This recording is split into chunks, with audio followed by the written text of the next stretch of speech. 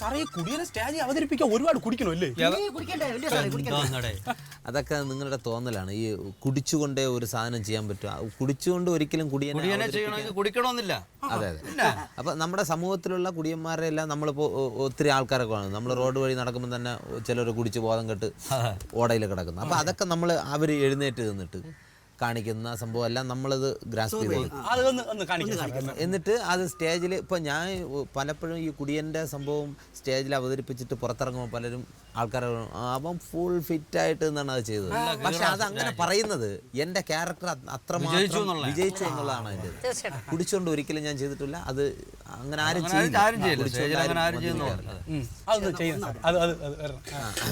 കുടിയൻ്റെ ഒരു സംഭവം ഇപ്പൊ കുടിച്ചിട്ടില്ലേ? ഉറപ്പാണ്.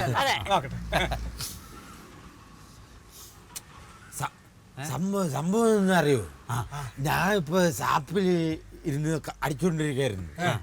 ഷാപ്പിലിരുന്ന് അടിച്ചോണ്ടിരുന്നപ്പോ എന്റെ ഓപ്പോസിറ്റ് 3 കുടിയന്മാരിരുന്ന് തടിയന്മാരായ 3 കുടിയന്മാരിരുന്ന് കള്ളു കുടിക്കുക. അപ്പൊ അതിൽ ഒരു തടിയൻ എന്റെ മുഖത്ത് നോക്കിയതേ, ഞാൻ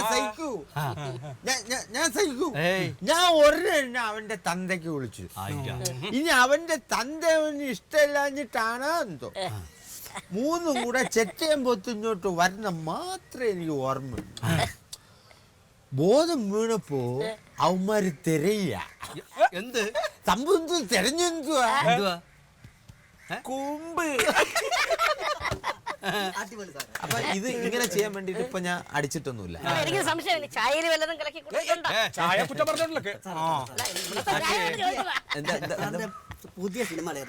പുതിയ സിനിമ ഇപ്പൊ ചെയ്തുകൊണ്ടിരിക്കുന്ന അറബി കഥ. ഇപ്പൊ കഴിഞ്ഞത് ചോട്ടാ മുംബൈ. അതില് ചോട്ടാ മുംബൈയില് മോഹൻലാൽ. അറബി കഥ ശ്രീനിവാസ് ഏട്ടനാണ്. പിന്നെ ലാൽ ജോസ് സാറ് ഡയറക്ട് ചെയ്യുന്നത്. അത് ദുബായിൽ വെച്ച് ഷൂട്ട്.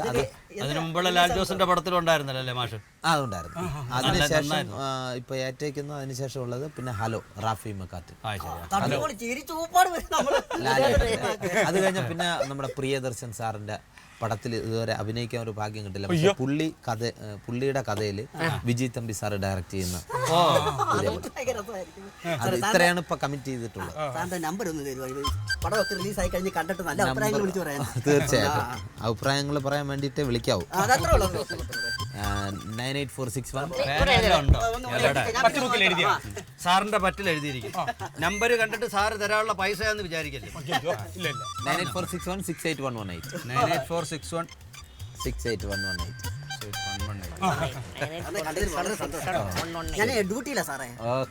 ഡ്യൂട്ടിയിലാണ്. എന്നിട്ട് ഇവിടെ തന്നെ നിൽക്കുന്നത്. അതെ, ഈ നമ്പർ ഇപ്പൊ വാങ്ങിച്ചല്ലോ ദേവി, ഇത് വേറെ ആർക്കും കൊടുക്കരുത്. അല്ല, ഇങ്ങനെ തന്നെ നമ്പർ വാങ്ങുന്നവരെല്ലാം ഇത് തന്നെ പറയുന്നത്.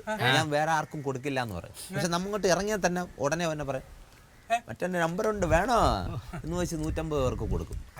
ഇഷ്ടം കൊണ്ടല്ലേ? അല്ല, ഇഷ്ടം കൊണ്ട് തന്നെയാണ്. ആരാധകർ ഇപ്പോൾ ഒരുപാട് പേര് എന്നെ വിളിക്കാറുണ്ട്. ഇപ്പോൾ വിളിച്ച് നമ്മളിപ്പോൾ ഇഷ്ടമുള്ള ഒരാൾക്ക് ഇപ്പോൾ നിങ്ങളുടെ താല്പര്യമുണ്ട് നിങ്ങൾക്ക് നമ്പർ ചോദിച്ച് എന്തെങ്കിലും അത്യാവശ്യത്തിനായിരിക്കും എന്ന് പറഞ്ഞിട്ട് കൊടുക്കും. കൊടുത്തിട്ട് ഇവർ ഇത് പലപ്പോഴും ദുരുപയോഗം ചെയ്യും. ഈ നമ്പർ കണ്ട കൂട്ടുകാർക്ക് എല്ലാവർക്കും കൊടുക്കും. ആ കൂട്ടുകാർ അവൻ്റെ അങ്ങനെ ലോക്കാലിറ്റി കേരളം കംപ്ലീറ്റ് എൻ്റെ നമ്പറായി. ഈ വിഷയം എന്ന് പറഞ്ഞു കഴിഞ്ഞാൽ നമ്മളിപ്പോൾ എന്തെങ്കിലും ഒരു അത്യാവശ്യ കാര്യം, ഒരു ദിവസം ഞാൻ വണ്ടി ഓടിച്ചുകൊണ്ടിരിക്കുമ്പോൾ സാധാരണ മൊബൈൽ ഫോൺ എടുത്തുകൂടാ, അങ്ങനെ ഒരു നിയമമുണ്ട്. അങ്ങനെ ഞാനിത് കട്ട് ചെയ്തുകൊണ്ട് എൻ്റെ വണ്ടി സൈഡിലോട്ട് വേറൊരു വണ്ടി ഒന്ന് തട്ടി. ഈ മൊബൈൽ ഫോൺ എടുക്കാൻ വേണ്ടി എടുത്ത് ഞാൻ ഹലോ ആരാണ്, അല്ല ചുമ്മാ വിളിച്ചത്, കിട്ടുമെന്നറിയാൻ വേണ്ടി വിളിച്ചത്. അപ്പോൾ കിട്ടുമെന്നറിയാം. പിന്നെ ഇതുപോലെ തന്നെ ഒരു മരണ വീട്ടിൽ ഞാൻ നിൽക്കിയത്. മരണ വീട്ടിൽ നിന്നിട്ട് പിന്നെ ഇവർ ഈ ആരാധന മൂത്ത് വിളിക്കണമെന്നൊന്നും പറയുന്നു. അപ്പോൾ വിളിച്ചിട്ട് എനിക്ക് ചേട്ടൻ്റെ പടമൊക്കെ കണ്ട് ഭയങ്കര രസമാണ്, പിന്നെ മിമിക്രി സ്റ്റേജ് പ്രോഗ്രാം കണ്ട്. ഞാൻ പറഞ്ഞു സുഹൃത്തെ, ഞാൻ ഒരു മരണ വീട്ടിൽ നിൽക്കുകയാണ്, പിന്നെ വിളിക്കും, എനിക്ക് അത്രയും ബന്ധമുള്ളൊരു കക്ഷിയാണ്, പ്ലീസ് പിന്നെ വിളിക്കാൻ പറഞ്ഞു. ഇല്ല ചുമ്മാ ഞാൻ പറഞ്ഞു ദയവ് ചെയ്ത് പിന്നെ വിളിക്കേട്ടാ. വീണ്ടും കട്ട് ചെയ്തു. പിന്നെ ചോദിച്ചു എന്താടാ മുടയുടെ പിന്നെ നീ ഇപ്പോൾ സിനിമയിലൊക്കെ ഡാന നമ്മളിപ്പോ മരിച്ചവരാകുമ്പോ നിങ്ങൾ ആ ജനാർദ്ദന്റെ സൗണ്ട് എന്ന് പറഞ്ഞു മരണ വീട്ടിൽ വെച്ച് മരണ വീട്ടിൽ വെച്ച്. സമൂഹം എന്ന് പറയുന്ന പല തരത്തിലാണല്ലോ. അപ്പൊ ഇത് പിന്നെ മാത്രമല്ല ഉറങ്ങാൻ പറ്റൂല. രാത്രി 12, 1 മണി, 2 നമ്മള് മണി. വല്ല കാര്യം അവര് ഈ എവിടെയെങ്കിലും ഇരുന്ന് കള്ളൊക്കെ കുടിച്ച് എല്ലാവരുടെയും വീലായി വരുമ്പോഴായിരിക്കും ചിലപ്പോ സുരാജിനെ വിളിക്കാം. സുരാജിന്റെ നമ്പർ ഉണ്ട്, ഇന്ന് ആരെ വിളിച്ച് കൊല്ലാം. ആ ഉണ്ട്, ഉടനെ എന്നെ വിളിക്കും. ഇതുപോലെ തന്നെ പല ആക്ടേഴ്സിനും അതെ, നമ്മളിപ്പോൾ ആരാധകരുടെ നമ്പർ ആരാധനയോടുകൂടി വായിച്ചാൽ അവർക്ക് ബുദ്ധിമുട്ടുണ്ടാകുന്ന രീതിയിൽ വേണം നമ്മൾ വിളിക്കാൻ. വെറുതെ അവർക്ക് ബുദ്ധിമുട്ടുണ്ടാക്കാൻ വേണ്ടിയിട്ട് തീർച്ചയായിട്ടും വിളിച്ച് എന്തെങ്കിലും ഇപ്പോൾ ഷൂട്ടിങ്ങിൽ വയ്ക്കുമ്പോൾ ഷോട്ടിൻ്റെ ഇടയിലാണെങ്കിലും വിളിച്ചിട്ട് ഹലോ അതെ എവിടേക്ക് ഷോട്ടിലാണ് ഇത്തിരി ഒന്ന് ആ മമ്മൂട്ടിയുടെ സൗണ്ട് ഒന്ന് പറഞ്ഞു. അല്ലെങ്കിൽ വീട്ടിലുള്ള എല്ലാ മെമ്പേഴ്സിനും പാസ് ചെയ്തോളെ ഇപ്പോൾ. പിന്നെ 150 പേര് അവിടെ ഉണ്ട്, എല്ലാവർക്കും കൊടുക്കും. സുരാജ് കൊടുക്കും.